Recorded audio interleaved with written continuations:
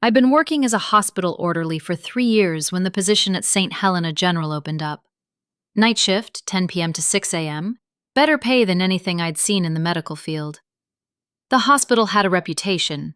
Old building, understaffed, but they paid well enough that people overlooked the quirks. The interview was brief. Dr. Martinez, the night supervisor, seemed more interested in whether I could start immediately than my qualifications. "We've had some turnover," she explained, adjusting her glasses nervously. "The night shift can be challenging.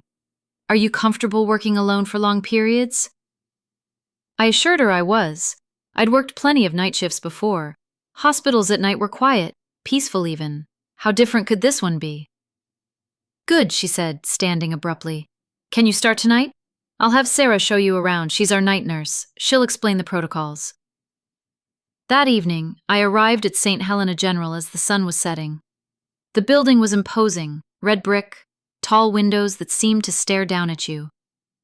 Built in 1924 according to the cornerstone, it looked every bit its age. Sarah met me at the staff entrance. She was young, maybe mid-20s, with tired eyes that seemed older than her face. "You're the new orderly?" she asked, looking me up and down. When I nodded, she sighed. "Follow me, there's a lot you need to know." She led me through the dimly lit corridors, past empty patient rooms and darkened common areas. The hospital felt different at night, bigger somehow, full of shadows that stretched too far.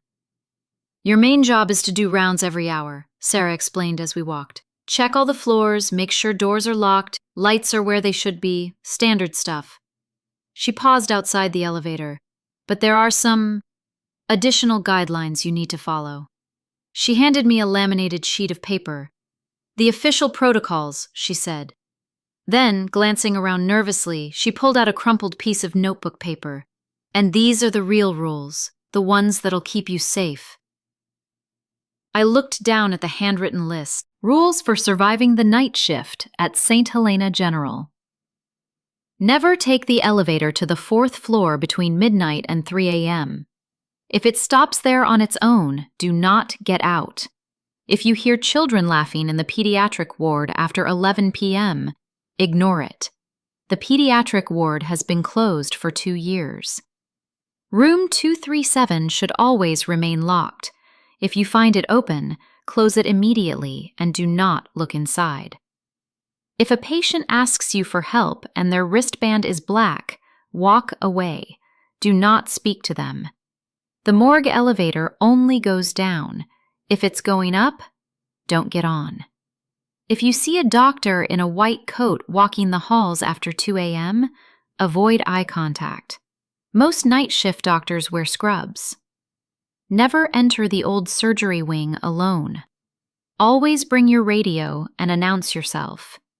If all the lights go out in a section, count to 10 before using your flashlight.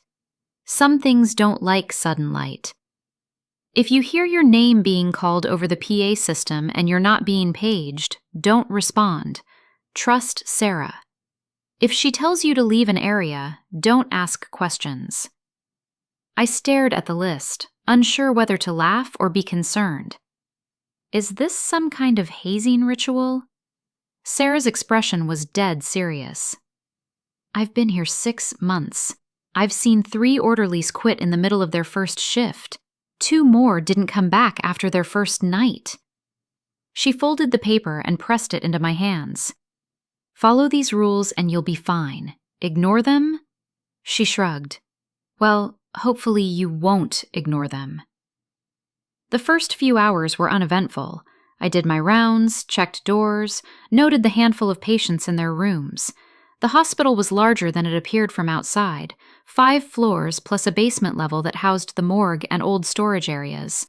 Most of the building was empty at night, with only 2 floors housing patients. Around midnight, I was finishing my round on the 3rd floor when I heard it. Children's laughter, faint but unmistakable, echoing from somewhere above me. I stopped, listening. The 4th floor was the old pediatric ward, closed after budget cuts 2 years ago. The laughter came again, clearer this time. Multiple children playing some kind of game. I remembered rule number 2 and kept walking, but my skin crawled. As I headed toward the stairs, the laughter grew louder, as if the children were right above me, running through the empty halls. By the time I reached the first floor, the sound had faded, but I could still feel my heart racing. At 1 a.m., I was restocking supplies when I heard the elevator ding. I looked up. The indicator showed it was stopping at the 4th floor. The doors opened, then closed. A moment later, it began descending. When it reached the 1st floor, the doors opened. The elevator was empty, but I could swear I smelled something. Antiseptic mixed with something else. Something sweet and cloying. I took the stairs for the next hour. Around 2:30 a.m., I was walking past the old surgery wing when I noticed the lights were on. Sarah had specifically mentioned that area during our tour. It had been shut down 5 years ago when they built the new surgical suites.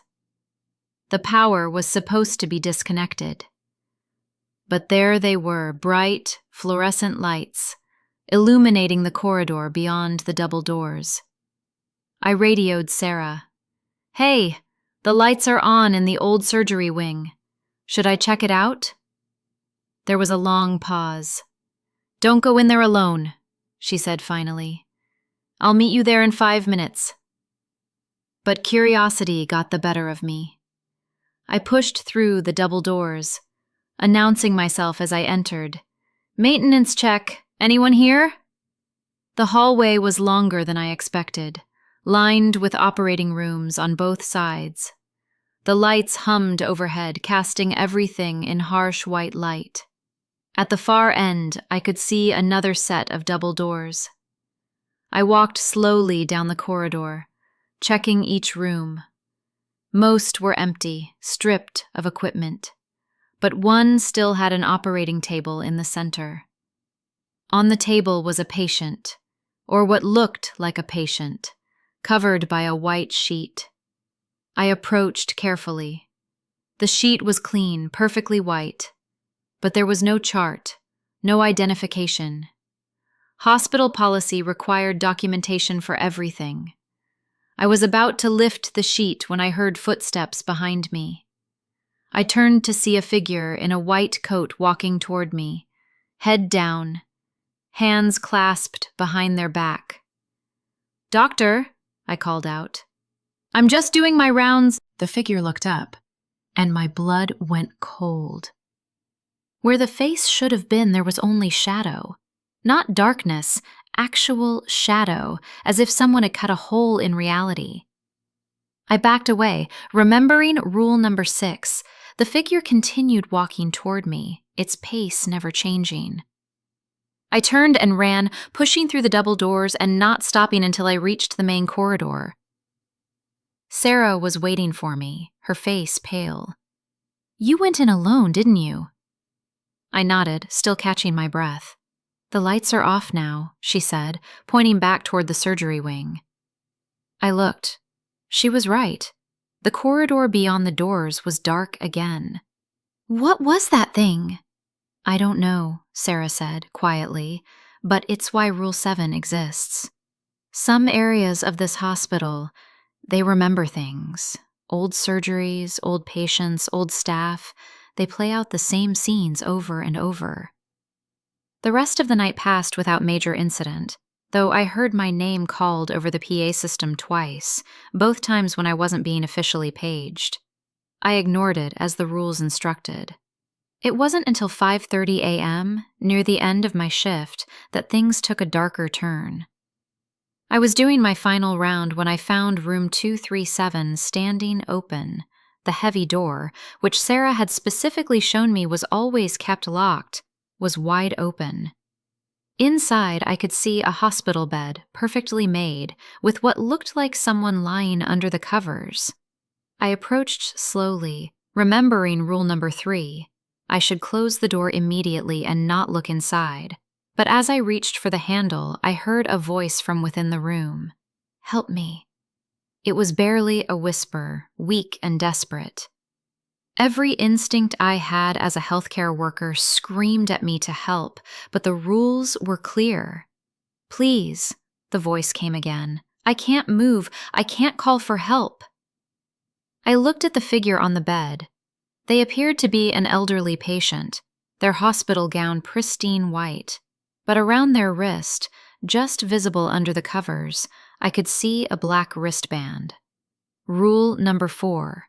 If a patient asks you for help and their wristband is black, walk away. The patient turned their head toward me, and I saw eyes that were completely black. Not just the iris, but the entire eye, like looking into deep water at night. "Help me," they said again, and this time their mouth didn't move. I grabbed the door handle and pulled it shut, turning the lock with shaking hands. The pleading continued from inside the room, growing more frantic, but I walked away. When my shift ended at 6 a.m., Dr. Martinez met me at the exit. "How was your first night?" she asked, studying my face. "Interesting," I said carefully. "Sarah gave me some additional guidelines to follow." Dr. Martinez nodded. "Sarah's been here longer than anyone on the night shift. She knows this place." She paused. "Are you planning to come back tomorrow night?" I thought about it. The pay was good, better than anywhere else. And despite everything I'd experienced, I'd made it through the night by following the rules. "Yeah," I said. "I'll be back." Dr. Martinez smiled. The first genuine smile I'd seen from her. Good. We need people who can follow instructions. As I drove home in the early morning light, I realized that St. Helena General wasn't just a hospital. It was something else, something that existed in the spaces between what we understand and what we fear. But as long as I followed the rules, I could work there. Some places have their own logic, their own laws. The trick isn't to fight them, it's to learn them, respect them, and find your place within them.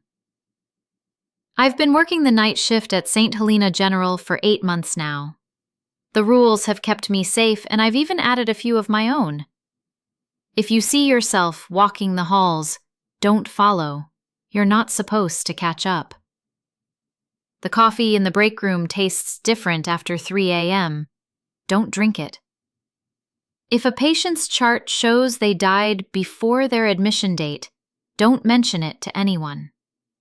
The hospital and I have reached an understanding. I do my job, follow the rules, and it lets me leave each morning. Some nights are harder than others, but the pay is still good, and I've gotten used to the work. After all, every job has its challenges, even if some of those challenges shouldn't exist at all.